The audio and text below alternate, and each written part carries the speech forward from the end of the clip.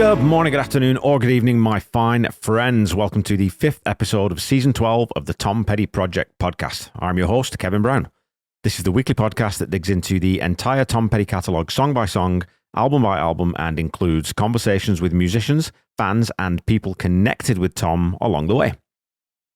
Okay, over on Facebook, we have a couple of poll results to go over. So first of all, I posted the poll for Free Girl Now a little bit late, but we have a fairly comprehensive outcome there with 27% of the votes coming in at 10 out of 10, 66% of the votes coming in at 7 to 9, which is where I landed, and 7% landing in the 1 to 6 range. And for shame to you 1 to 6ers, for shame. Just kidding, love what you love. For last week's song, we had a similar split with 25% rating Lonesome Sundown as a 10 out of 10 and 75% rating it a 7 to 9. My executive producer, Paul Roberts, a.k.a. the Bolton Bombshell, commented, "Great pod, Kev." Thanks, Paul. Love this deep cut. Always think it sounds musically like a rougher version of Dreamville from The Last DJ. It's a 9 from me. And that's a decent comparison, I think. It has a similar dreamy quality to it, but I think sonically, Dreamville definitely sits solidly on The Last DJ, whereas I'd commented that Lonesome Sundown always sounds to me like it could have been a Wildflowers song. Bruce Poliquin Jr., and I'm sorry if I didn't pronounce that right, Bruce, says, "Great song with some amazing lyrics." Bruce was one of the people who voted Lonesome Sundown a 10 out of 10, so it sort of confirms that pretty much every single Tom Petty song is almost certainly a 10 out of 10 for someone, and probably even their favourite song in the catalogue. JP Kaufman left me an essay again, but there isn't so much on social media this week, so I'll give it to you all because there is something that came out of it that I wanted to talk about. So he wrote, "Contrary to Counting on You, for me, this one really feels like the lyrics really mean something to Tom. One thing I love on this one, and quite a few songs on this album, and in brackets Free Girl Now notwithstanding, is the extreme patience, as if the songs are purposely just slightly a slower tempo than they would normally be, or the playing is slightly behind the beat, question mark, and then in brackets he's written, admittedly know next to nothing about percussion. It all feels purposefully patient and has an emotional effect. Then in brackets, I almost wrote that I felt like this song belongs on Wildflowers. It has the same care and craftsmanship, but I figured I should listen to the pod first in case you beat me to it, and you did. Couldn't agree more, and I wanted to give it a 9. That extra point for showing he still has the Wildflowers level chops at this point. Also, for that vulnerability when the harmonies drop off near the end of the chorus. Hard I know, so don't let go. I remember listening when the album first came out and the satisfaction I first had hearing this song." Well, hopefully I can speak to your question about the tempo. Steve Ferroni doesn't typically play behind the beat, but certainly not in the same way that Stan would at times. Steve just has insanely great feel and time, so he can swing a groove hard without necessarily having to play behind the beat, not having to, but without playing behind the beat and doing it that way. And it's because he comes from that funk R&B world more than the rock world. His drumming does tend to be a lot tighter, so he holds a groove down in a different way. And that, for people who don't know what behind the beat means, the concept is a little hard to explain if you're not a drummer, but you can definitely feel it if you hear it, even if you can't explain it. So what Jack's talking about there is, when we say playing behind the beat, is when the drummer hits the downbeat fractionally, and I mean fractionally, after what would be the metronomic position it would be in if it were, say, programmed. So if you listen to Full Moon Fever, that's all drumming right on the beat, and some of the hats are programmed on that record. So if you go listen to the groove in Refugee from about 55 seconds just after Tom sings Around Some, if you listen to Stan's snare, it's just a tiny bit after the count, like a teeny tiny bit. And that's deliberate. That's not, a drummer getting the time wrong. That's done deliberately. So then if you go listen to Steve play Refugee live, there's a killer version from the 2012 Isle of Wight Festival you can go listen to. Go to about 1:15-ish, and I'll put links to these in the episode notes, and listen to the same passage. Steve is right on the money. You should be able to hear that much more straight time in that version compared to Stan's slightly sloppier groove. And again, when I say sloppier, I don't mean that in a negative way. Looser maybe would be a better word. That style and feel was essential in getting the song right on the recording. So with Lonesome Sundown, Steve isn't playing behind the beat, but I think maybe it's the tempo itself that's tricking your brain. So I sat down at my kit and I played along to this, and it's definitely an awkward tempo for me. So I typically, if I'm playing that just sight unseen, I'd probably be playing it 3, 4, 5 BPM faster, which would lose something in the song, definitely. And that's another thing I think is weird for most drummers. There are certain tempos where you don't always feel 100% comfortable. So when you hear songs live and they're sometimes a little bit faster, it could just be that the drummer has a ton of nervous energy and wants to rock, or that the band's decided they're going to play it faster. But it can also sometimes be that he just isn't 100% comfortable at that speed. So at 124 BPM, or 62 depending on how you want to count it, I think it's a really deliberately slow vibe. But I like your comments about purposeful patience. I think I might have even used the word patience in this episode at some point. So again, I agree with you completely here. And sorry if that was a little over nerdy, folks, but I do love these sorts of questions or areas to dive into. And it occurred to me that I don't think I actually have talked about playing behind the beat before, or not in any detail. So anyway, to wrap up social media, Steve Ursel over on Blue Sky left me the following note. Yet another high-quality, heart-wrenching song. I liked your UCC-style scoring this week. I'm a big fan of this one, and I think I'm going to give it a 9 out of 10. That's 3 9s in a row on the comments. And for those who don't know, the UCC style he's referring to is the way we grade songs over on one of my other podcasts, The Ultimate Catalog Clash.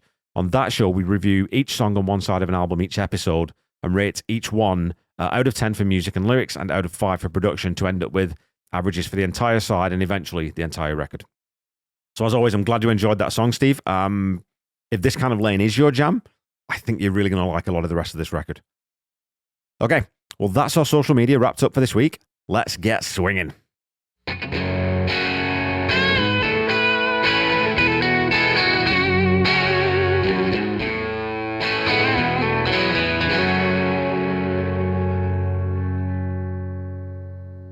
Okay, let's jump into the song. We're going to start this one by talking about the lyrics, which we don't often do. We've done it a few times, but not always.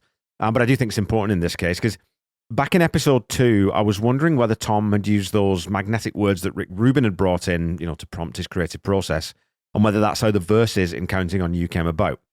Well, we know exactly how the words to Swingin came about because Tom tells author Paul Zolo in conversations with Tom Petty. He says, I actually ad-libbed it completely. That is the writing of that song. Yeah, it's a complete ad-lib. I played that first round of chords, the band fell in, and ad-libbed the lyric from top to bottom. We'll get to why I think this is more incredible to me in a way than spontaneity of wildflowers coming in all at once, but when Paul asks Tom, do you mistrust the songs that come that easy? Tom replies, well, yeah, because you don't know where it came from. Where did that come from? But I'm getting better about just accepting it as a gift. Let's just be happy you got it. So the song actually came about at the tail end of the sessions for the album, and Tom tells Paul that they were supposed to be recutting Free Girl Now. I would suspect at the urging most likely of Rick Rubin, but Tom recounts that he and the band felt they already had it, so they didn't bother. But while everyone was just sitting around noodling and kind of, just messing about, Tom started playing the chord progression to Swingin. He tells Paul Zolo, I just started playing them, the chords he's talking about, actually underneath what they were doing. They were all jamming and there was this feedback and this noise, and I was playing against them. I think they were even in a different key, and I just kept playing. And there was no real beat going, it was just chaos, dissonance, the noise of everybody getting plugged in, and I felt, oh, this sounds good. With the guitar sounds I had up, and these chords sounded good, and I just kept playing it because I had no other way to communicate it. So I just kept playing those chords over and over, and then finally I could hear them one by one pick up on this chord thing. And then a cuckoo a bam, the drums fell in, and we were on our way. And then I just ad-libbed the whole song, top to bottom. So it just absolutely blows my tiny little mind that the song was written this way, and we'll get into it, obviously. It's not like it's the most intricate piece of wordsmithing Tom ever produced, and it doesn't necessarily have any hugely deep meaning attached to it, given it was off the cuff. But even in that paradigm, Petty still manages to write a song about resilience and fortitude that also still has a sort of a loose, abstract narrative arc. The song starts with that wonderful, lazy 4-chord progression, D to A minor to G to D. And when you look at that progression, you think, oh yeah, that's probably a really common one. But it really isn't. Going D to A to G is common, but using the minor fifth there rather than the minor 6 or the major 5th is a fairly unusual one in rock and roll. Now, it's not as uncommon in folk and Americana, but you won't hear it very much on the radio. So it's technically a non-diatonic progression, which means that pesky C note, which makes up the A minor chord, isn't actually in the key of D major, which is the root of this song. So straight away, you get this really cool, somber feel to the song just from Tom monkeying around and finding a progression that he liked using this non-diatonic A minor chord, which again is just super cool. And the other reason I bet this stuck so quickly for him, or I'd be willing to bet this, is that on top of the progression sounding really cool, that guitar tone just sets it off perfectly. This is something else that often informs ricks and licks for guitarists. The way the guitar sounds with that slightly fuzzy distortion and what sounds like a bit of chorus and possibly even a little bit of flange lends itself to the chord progression very, very nicely. So imagine if you were playing this riff, this little chord progression using Mike's tone on You Wreck Me, for example. It wouldn't sound nearly as slouchy or groovy or cool. After one pass through that 4-chord progression, Steve Ferroni brings in the rhythm section with a laid-back fill. You also hear Benmont Tench's piano part mixed unusually into the right channel. If anything, Benmont is more typically mixed left, and again I suspect this is to mimic his position on stage when you see the band play live.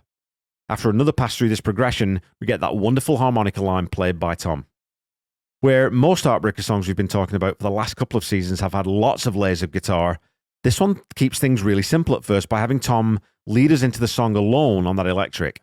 Mike then adds a couple of very unobtrusive licks in the left channel during the harmonica section, but this one is all about the groove. Once Tom's vocal comes in for the first verse, it has a fantastic tight delay on it. Now, both Jeff Lynne and Rick Rubin preferred much drier treatment of Tom's vocal usually, liking it to be really natural and present in the recording, but in this mix, the addition of that effect just adds another layer to the laconic energy of the overall piece. The distortion is cut back on the guitar here, so it's a lot cleaner and there's so much more room to breathe in this A section. During the second half of the verse, the harmonica is reintroduced in the background and there's another guitar part introduced that's using a heavy tremolo, which I'd assume is Mike hitting that pedal over in the left channel. Superb instincts again from our boy Mr. Campbell.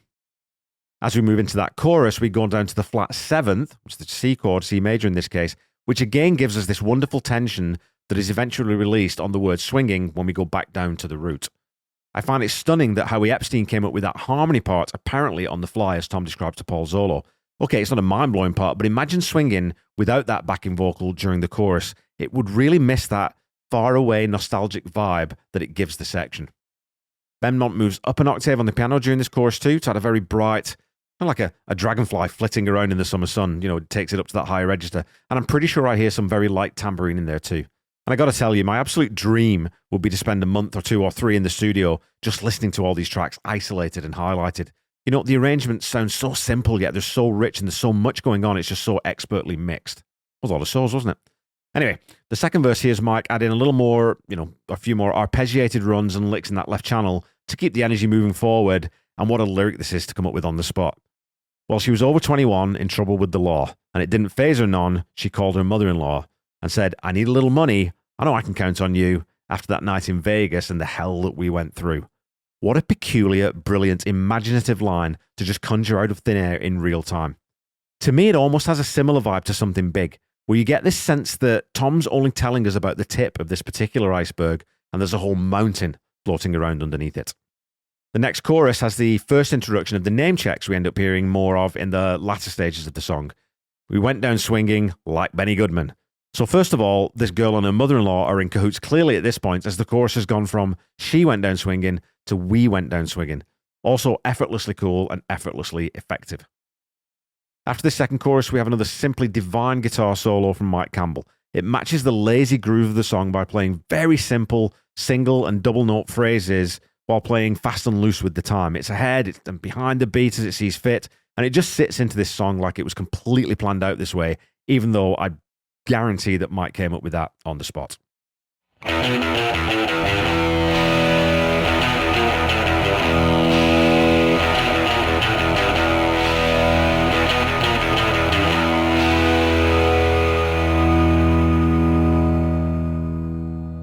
Alrighty, folks, it's time for some petty trivia. Your question from last week was this. Which song by the Red Hot Chili Peppers was alleged to have ripped off the chord progression and rhythmic approach from Mary Jane's Last Dance? Is it A, Californication, B, Danny California, C, Scar Tissue, or D, the Zephyr song? The answer, of course, is Danny California. The controversy arose shortly after the release of the single on the 5th of May 2006, and Rick Rubin produced the Stadium Arcadium record, and you'd have thought that if there was any direct plagiarism involved, he would have flagged that up pretty much immediately. But the Delaware-based Dan Gaffney morning show on News Talk WGMD 92.7 presented the two songs side by side and also overlaid on top of one another and encouraged listeners to decide for themselves whether it was a ripoff.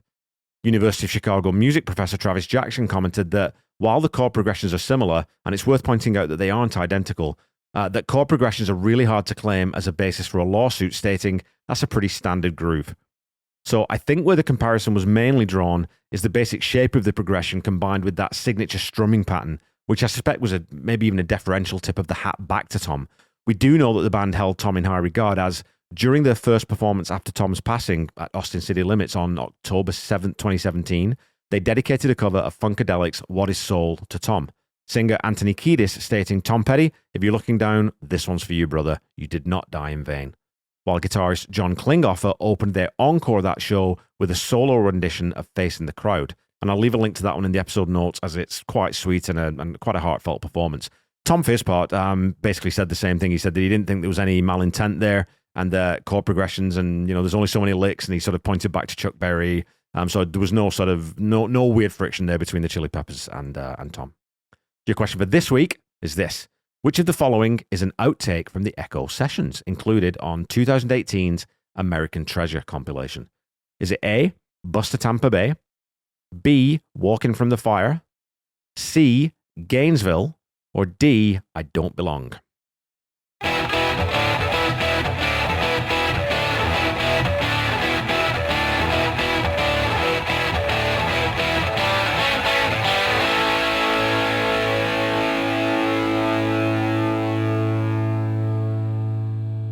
Okay, back to the song. The third verse hears Benmont staying that higher register on the piano before descending back down to the middle C octave, or maybe just below. The lead guitar is also increasing its involvement in the song, and when the harmonica comes back in, the arrangement has really ratcheted up the overall intensity, so that when Tom sings in the chorus, like Glenn Miller, we get a fantastic bass octave slide from Howie, as if to really accentuate the swing. This outro is Tom just having fun name-checking different swingers. Like the aforementioned Glenn Miller, then we have Tommy Dorsey, Sammy Davis, and Sonny Liston, and I love that Tom gets Sammy Davis Jr. in there too. I don't know if you've ever watched Sammy play the drums, but if you want to talk about swing, that cat could play. I'll leave a link in the episode notes again. If you want to watch him tear it up on the Ed Sullivan Show in 1963, do watch it, because I don't think that many people know that Sammy Davis Jr. was a wicked, wicked cool drummer. With just over a minute of the song left, Mike Campbell picks up the lead again and plays some more very simple up-down two-note phrases over the piano, bass, and harmonica, leaning into that vibrato before giving way to, I suspect, Tom to have the last word in the central channel with a little lead guitar of his own. Now, lyrically, we get this short story in typical Tom fashion, where he's just giving us the outlines and parts of the narrative. We start out by standing by the highway in boots and silver spurs, and we end on the interstate across the Georgia line, which is maybe a teeny nod back to Tweeder and the Monkey Man. In fact, here's an idea for you. Maybe the protagonist of this song is actually Jan. I can imagine her heading south after the fiasco in Jersey, but sounds like she found trouble again in Nevada and headed out back east. It's an incredible lyric to come up with on the spot, as I say, and it's obviously gone on to be a lesser-known single that is absolutely adored by Pettyheads, and I should say a promo single. It's a song that lends itself well to themes of not going down without a fight, staying true to your principles, while at the same time depicting a somewhat desperate character who is going down anyway. Fabulous writing, or in this case, ad-libbing. In addition to being played on most shows on the Echo Tour, the song was played 5 times on the 40th anniversary tour, including after a rain delay at the Red Rocks Amphitheatre on May 30th, 2017. Now, I did check in on this, and previous guest and Tom Petty Nation legend Janet Lovell was actually at this show, and when I read about the rain delay, it immediately triggered a memory of talking to her about seeing Tom live. And Janet actually sent me the set list from the gig, and Swingin isn't on it. So it would seem that it was added on the spur of the moment as a reaction to the delay. Such a very cool thing to do. So Swingin didn't chart on the Billboard 200 as a promo single, but it did hit 17 on the US rock chart, which is the last time Tom had a top 20 single on that particular chart. It also hit number 11 on the Adult Alternative Airplay chart, and the video for the song sees a young woman heading out of the rain into a diner where Tom is sitting in double denim, looking very cool, very relaxed. Outside the diner, we see Steve Ferroni on the phone, and inside we see Mike and Howie sitting at the counter talking, with Benmont also at the counter stationed inside. So the actress playing the young woman was immediately recognizable to me as Robin Tunney, but not from her appearance in cult classic The Craft, but because she's the first character you see in the first episode of the TV series House, which I'm a huge fan of. Halfway through the first verse, the ceiling of the diner inexplicably disappears, and Tom, and seemingly Tom alone, notices what appear to be ghosts looking down on the scene of normal life playing out below them. It's really trippy, and it's not clear what's going on in this scene at all.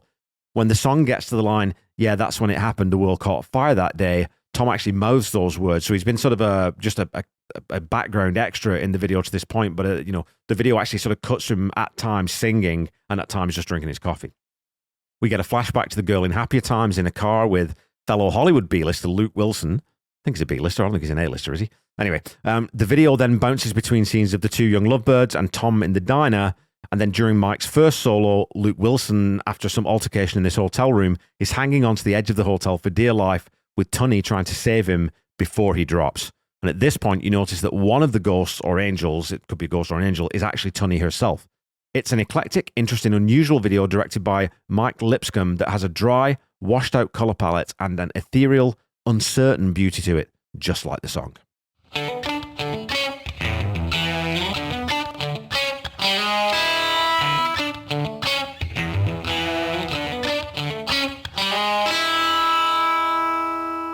Okay, Pettyheads, that's it for this week.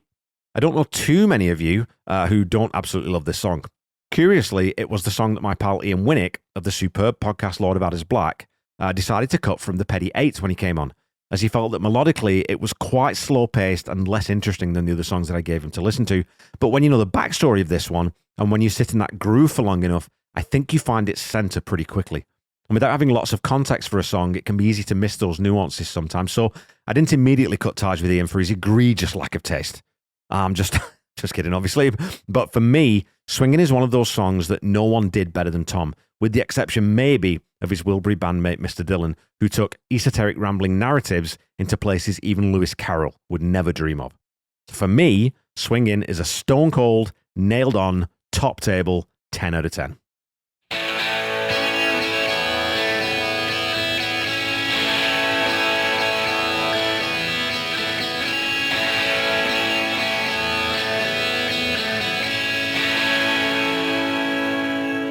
The Tom Petty Project is a proud member of the Deep Dive Podcast Network. Go check us out at deepdivepodcastnetwork.com and check out my other podcasts, Seaside Pod Review, a Queen podcast that I do with my best friend Randy Woods, and the Ultimate Catalogue Clash that I co-host with my other great pal, Corey Morissette. We're one episode away from wrapping up season 5, and then we'll be doing the season wrap episode recording this week, when we'll find out who we'll be covering on season 6.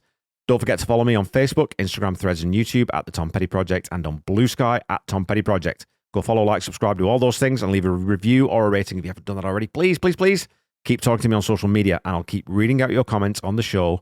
As your weekly reminder, The Tom Petty Project is not affiliated with the Tom Petty Estate in any way, so if you're looking for Tom's music, please visit official streaming platforms, or better yet, go to a local independent record seller, grab some physical media, support local business.